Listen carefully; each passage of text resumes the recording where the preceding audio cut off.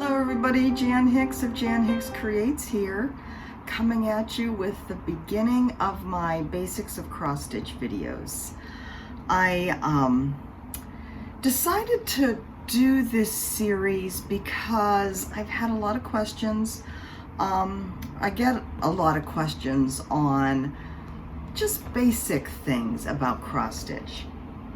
And I know there are a lot of videos out there, but I figured since I now have 6,000 and more subscribers, it's probably a good base and a good time to start kind of getting into more of teaching. I will still be doing my regular videos, but you know, I have, in all of the different crafts that I've been involved with over the years, I've talked about it on my videos before. Scrapbooking was cross stitch is my first love. Knitting, scrapbooking, digital scrapbooking, stamping. I've always taught. I have taught in local stores, I have taught online, I have taught at conventions, and it is really something that I enjoy, and I believe it is something that I'm good at as well.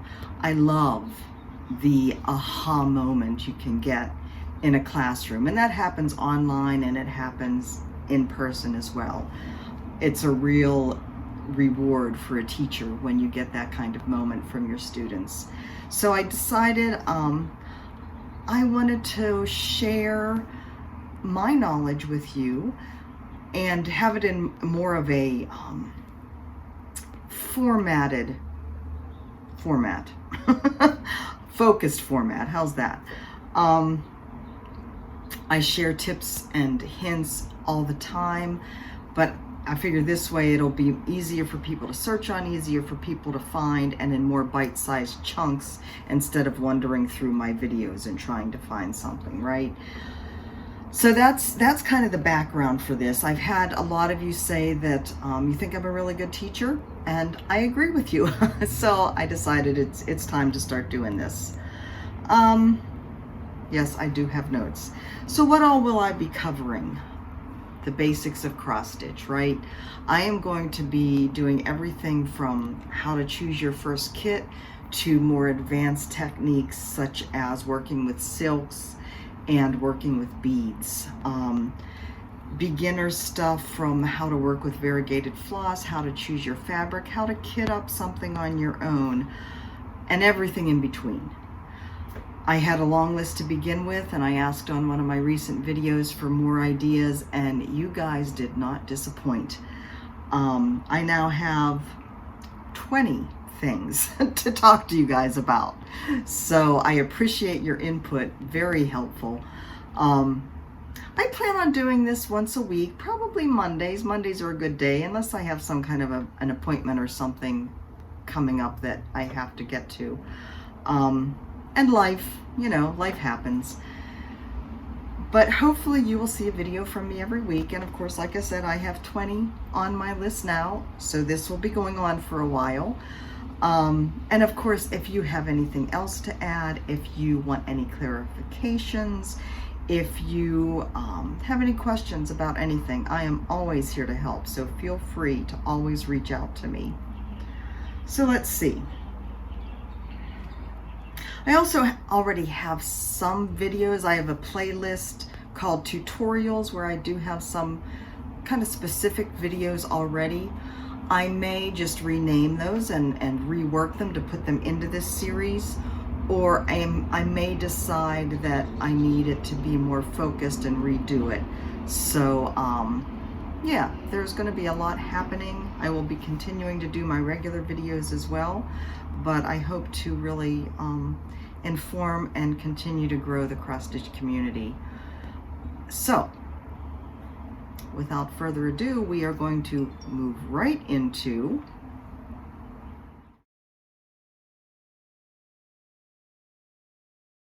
so I had a discussion with several people on my Facebook group about stores to buy kits at, LNS versus big box store, and I want to step kind of all through that, through my reasoning to help you as a beginner And I'm really talking to somebody who hasn't picked up a needle at all yet. Or maybe you've done one thing, just kind of fiddling around with something. But this is really for those that just haven't done anything at all, and you're exploring the idea, but you don't know where to start. I recommend, well, let's step back one step, because I looked at my notes and that's what it told me to do. What is cross stitch? Cross stitch is just a bunch of X's on fabric that put together create a picture of some sort. And it can be a super elaborate picture, full coverage, which means every square of the fabric is covered, or much sparser and smaller. You have stamped cross stitch or you have counted cross stitch. Stamped cross stitch is where the X's are stamped onto the fabric in either just X form or maybe colors. And so you just follow what it says to do on the fabric. No counting involved, no guesswork involved. It's all laid out for you already. Counted cross stitch is, as it sounds, you have to count. Yes, you have to count, but let me tell you, if I can count, you can count. I am not a math person, I am not a numbers person, but I can count. So you have a blank canvas, a blank piece of fabric, and you decide where to start, and I will be helping you with that. And you start putting your X's on the fabric according to a chart. So what you're working from is a chart, and the chart is lined up with numbers that match floss colors, and you end up with a picture. I will be focusing on counted cross stitch here. So you have two options. You can start with a kit, which comes with everything you need, or you can start with a pattern and buy the separate fabric and floss and needle. I recommend starting with a kit, and I have a couple here to show you, because it does come with everything. Fabric, floss, needle, needle threader, and everything you need to even finish the project. It's a small project, so you can get it done quickly and have that feeling of accomplishment. So when you're just starting out, I believe the kit is the way to go, with the understanding that you probably don't own anything for cross stitch at this point, right? So everything comes in a nice little package and you're ready to start. Instructions, everything's in here. LNS, Local Needlework Store, and yes, there are a lot of acronyms. If I throw any at you, I will tell you what they mean. There are also websites that have all the acronyms listed. We're not going to get into that right now. But LNS, Local Needlework Store. If you are lucky enough to have one near you, you will find it is an amazing place to be. With the caveat, once you have started, I believe, and this is just my personal opinion, odds, right? I believe that if you go in there and you've never done it before, you will be so overwhelmed that you will walk right out. Now, if you do decide to go to a cross stitch store, don't really look at anything. Find one of the workers in the store and ask them to show you their beginner cross stitch kits. And hopefully they will have a good selection. I have to admit, I've never actually looked for beginner kits at a cross stitch store, so I don't know what they have. But if that's the way you want to go, that's what I would do. Put on blinders, find someone to help you, and ask to see their beginner kits. I am advocating at this point that you go to one of your big box stores like Michael's or Joanns for your first kit. I just feel that it kind of cuts down on the intimidation factor, the overwhelm factor that you'll get walking into a cross stitch store. If you go to, and you might be more familiar with Michael's or Joann's from other things you've done. So go to the cross stitch aisle and see what they have. I do have some videos of the particular Joanns that I went to kind of get you familiar with the store that I will be putting in. That as well, depending on where you are in the country, the inventory will change. It is not consistent across the country, so it really depends on what the interest of the area is, right? For instance, I went to a Joann's in the greater Phoenix area in Peoria, and they had an okay selection of cross-stitch stuff. Not a huge selection, but it was okay. And then I went to another one in Flagstaff, Arizona, and they had almost nothing for cross-stitch. It was right off the campus of the Northern Arizona University, so that kind of makes sense, right? But hopefully, whatever store, Michael's or Joann's, that you do happen to go into, they will have some basic kits for you to look at. So, again, the reason I recommend a kit is because everything comes included. And I picked these two out because not only is everything included for the cross stitch itself, for the design itself, but also the finishing elements. So you do have a complete project by the time you're done. Stay tuned till the end. I will be giving these away. All right, so I want to make sure I haven't missed anything so far. All right, so how to choose. Like I said, start with a kit.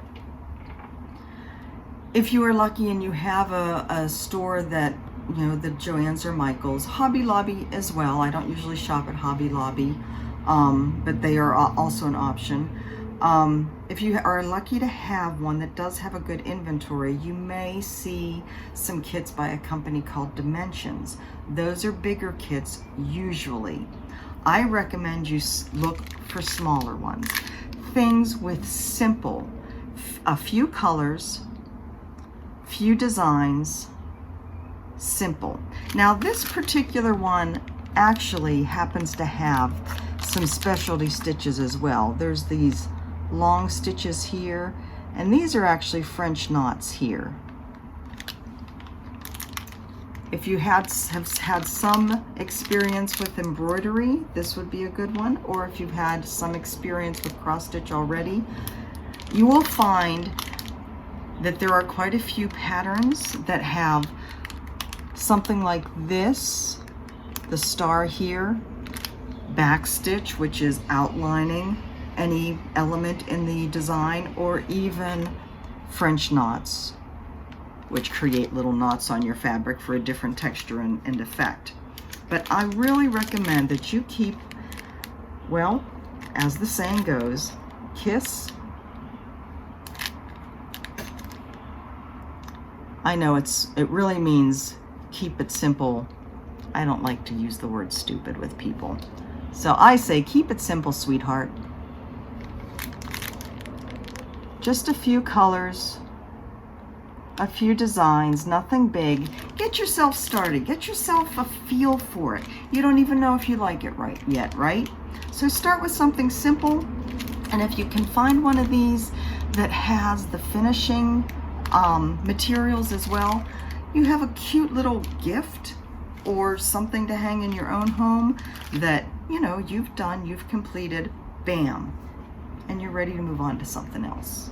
So, and it will give you a good feel whether you like doing it or not. And I hope you do. You know, there's a satisfaction not only in making something yourself, but there's a, I don't know, there's a flow to it. There's a zen to it whenever you do a hobby. And you know, people say, you're just doing X's. How boring is that? It's simple, yet it's not with the counted part. But it's also just very fulfilling to be able to create something with your own hands and not have to think too hard about different stitches and what, you know, how to place them and what goes where. You have to worry about what goes where, but anyways. So I think that is about it for how to choose your first kit. Again, If you have any questions or any comments or any confusion, let me know. The other thing about little kits like this is, you know, they're fairly inexpensive. You don't have to invest a whole lot to get started. And that's true if you go to a cross-stitch store as well. It's going to be a little bit more. Patterns can run anywhere from $6 to $12 and more, depending on the size. And then the materials on top. So start with the kit. Make it simple on yourself. So I said I was going to give these away. I would like it to be for, like I said, somebody out there who really is a beginner, who would like to get started, and you like the idea of these sweet little kits. So what I want you to do in the comments below, if you are interested, say, I love hello, or I love, what does that say? I love Home Sweet Home, or I love both. You won't win both, but I will send one to you. So in the comments, leave a comment which one you like, or if you like both, either hello or Home Sweet Home. I will pick a winner on my next video, which will be hopefully next Monday. I haven't looked at my calendar to see if I have anything going on next Monday, but we're still in November, right? We aren't at Thanksgiving yet. Time flies. Okay, so on my next video, I will be starting the showing you how to cross stitch. So I won't be using these, obviously, right? Not only because I'm giving them away, because there would be a copyright issue if I showed the pattern on the video. And I do want to be able to show the pattern, so I've actually found a freebie. I will share the link in my next video, but I will be using a freebie in that video to actually show you how to start. So that's what the next one will be. And last little word of advice, if you are interested in following along, if you are new to my channel and you haven't subscribed yet, go ahead and subscribe. And if you hit that little bell, it will send you notifications when I have a new video up, so you can be sure not to miss anything. So again, if you have any questions, let me know. If you have any suggestions or things you'd like to learn, let me know. And I look forward to walking this journey with you. I love the idea of helping you guys get started on this craft that I love so much. Until next time, I hope you guys have a fantastic week, and I will see you then. Bye-bye. So this is the cross-stitch aisle in a Joann's, and this is generally what you'll find. Here we have different types of fabric, so if you're going to kit something up yourself, you can find fabric for it here. There is a section, and this is the basic kits that I chose from. So hopefully you'll have a good selection like this store has of just little kits that have the finishing elements in them. There's a nice selection of needles, and I'll talk about needles in another section. And then there's gadgets. There's all kinds of gadgets that you could use, and I'll talk about those in another video as well. And of course, floss. Now, Joann's is having a sale on their floss, or was when I took this video, so you can see a lot of empty slots. They're usually better stocked than this. I do recommend that if you're going to kit up for a project, you do look for the floss on sale. Both Joann's and Michael's have fairly regular sales on their floss. And then you have hoops and other things you can stitch on, like towels and aprons and washcloths and baby stuff. So all kinds of options, and in general most stores will have that.